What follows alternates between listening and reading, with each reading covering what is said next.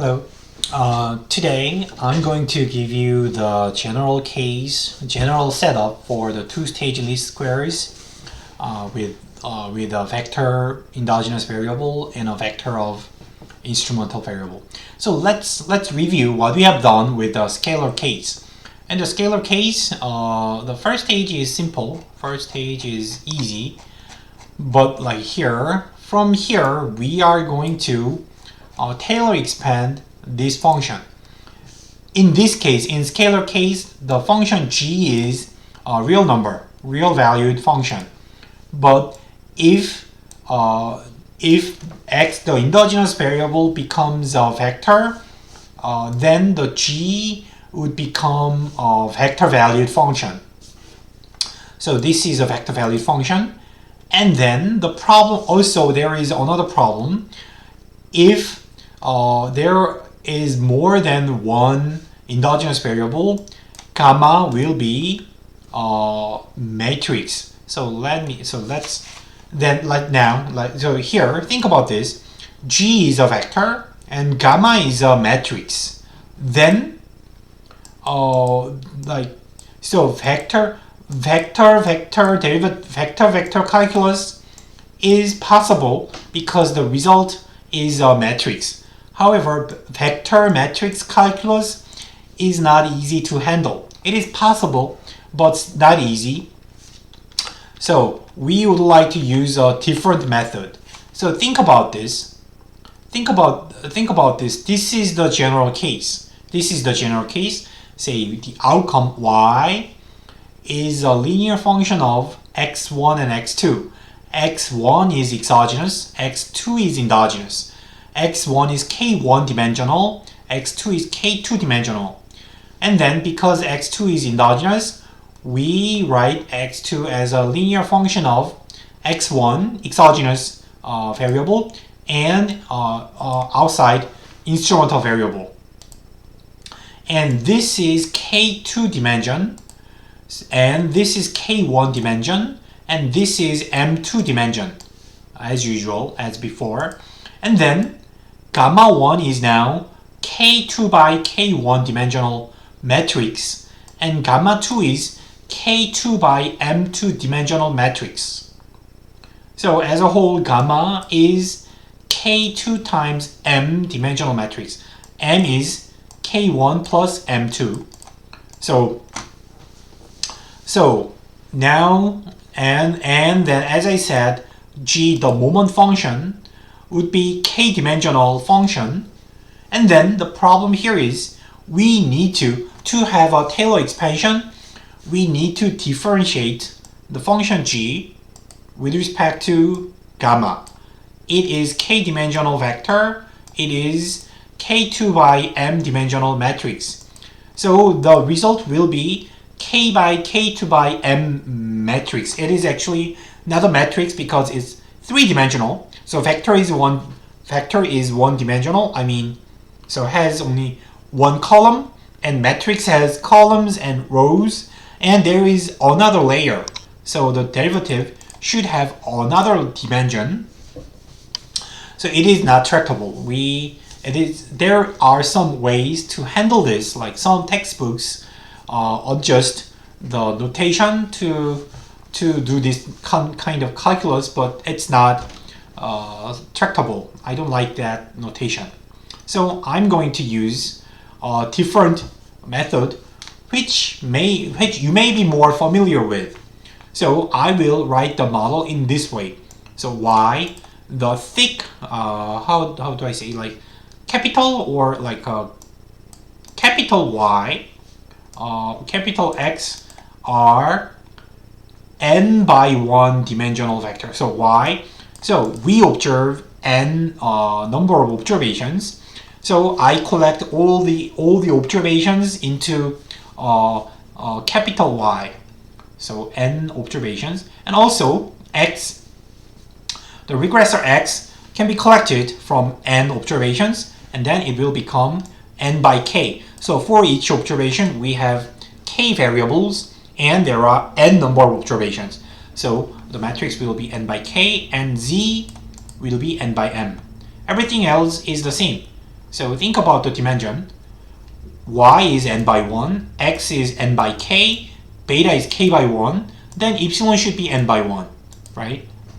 And here, x2 is n by k2, and z is n by m, gamma is m by k2, and psi is n by k2. So it's confusing, but like you have to match them. So think more carefully. And so from this notation, it is the matrix notation, and then like we may just write the same thing, the two-stage fitted value approach in the same way. Replace x2 with this, and then this much is the fitted value. So we write the fitted value as W2, and this much will be the error term. So the error term will be written as U. And in the end, X1 and W2 will be combined to W. So using those notation, we rewrite the second stage regression in this way. We are going to regress Y on the fitted value W, the exogenous variable and the fitted value, and then the error term will be U. And we know that W and U are uncorrelated. So W and U are uncorrelated. So we are going to use this result in this case. And also remember what you learned in econometrics 1. So this, we are going to regress Y on W. Then it's a very simple linear projection that which can be written as a projection matrix. So when you like project X onto, so so W is the fitted value. So the fitted value can be understood as a projection of X onto Z. Z includes X1. So the projection can be written as this: Z prime, Z inverse Z prime. And then we know this matrix is symmetric, and this matrix is idempotent. So if you project twice, you get the same result. And then, using this projection matrix, we may write W, the fitted value, as the projection of X onto Z. So PZ of X, right? This is exactly how you, maybe how you learned the regression in econometrics 1. And yes, that's it. This is the same thing. And then plug this back into here. If you use that, then so beta, now we are going to estimate beta by regressing Y on W. So beta hat is obtained by W prime W inverse W prime Y. And this is the OLS. And W can be written as PZX. So W prime becomes X prime P prime, and W again becomes PX. And here, this much, so P prime P, using symmetry and idempotentness, you can simplify this as PZ, just one P. And Y is replaced by, it must be, yeah, right, it is right. So you can rewrite this in this way. And then you have beta and plus some error term. So this much is the estimation error from the two-stage least squares. So as a result, beta hat minus beta 0 can be written as X prime P X inverse X prime P epsilon. So this is the final estimator from the two-stage estimation, right? So like, and as I said, it is a general case, and I intentionally avoided using the Taylor expansion method because that involves more complicated notation. Instead, we are using matrix notation, and then the result is pretty straightforward and quite similar to what you have done in econometrics 1. So remind yourself of this. And then its variance. Now we would like to learn the variance. The variance is expectation of this and this prime, and just plug in the expression for beta hat minus beta 0, and you have this, and epsilon prime is inside. To handle this, so this is the general variance formula, but just for simplicity we are going to assume the homoscedasticity assumption, which is the expected value of, so the variance of epsilon does not depend on x or z. Or this is the statement for each I. Also, you may write it this way.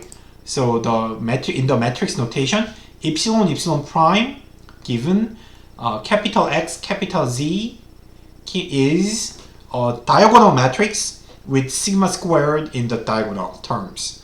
So sigma squared times the identity matrix of n by n, right?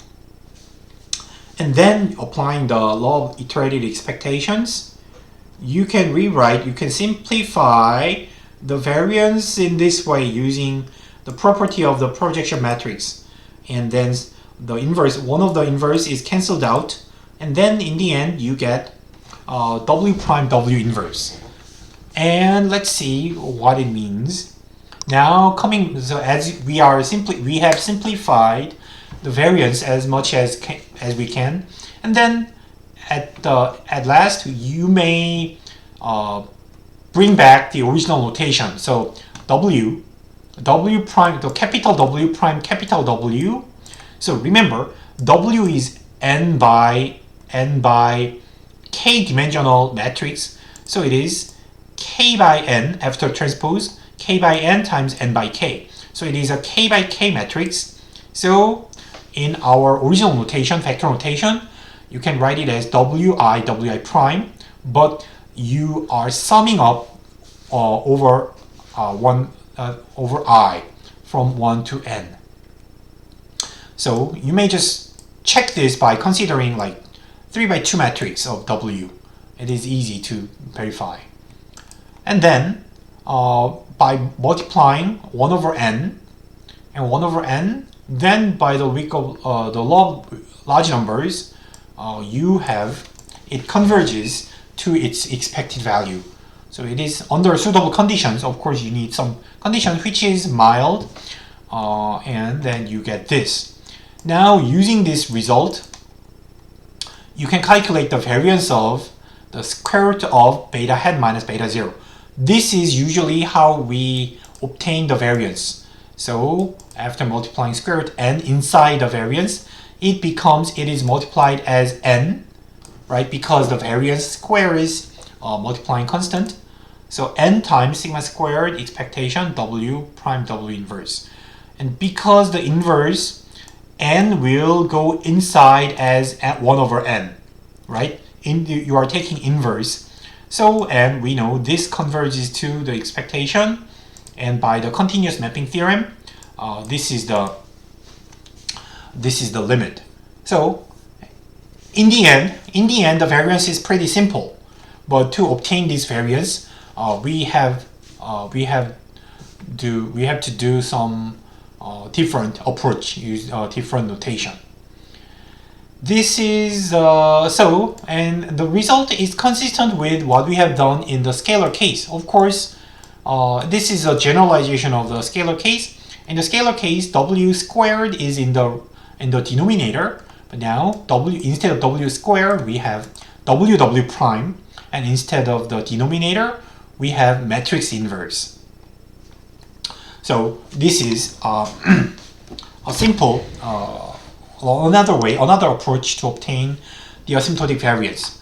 So I hope I had a blackboard like explaining on the monitor is a little bit awkward, and I understand that I went through maybe too quickly, but too fast.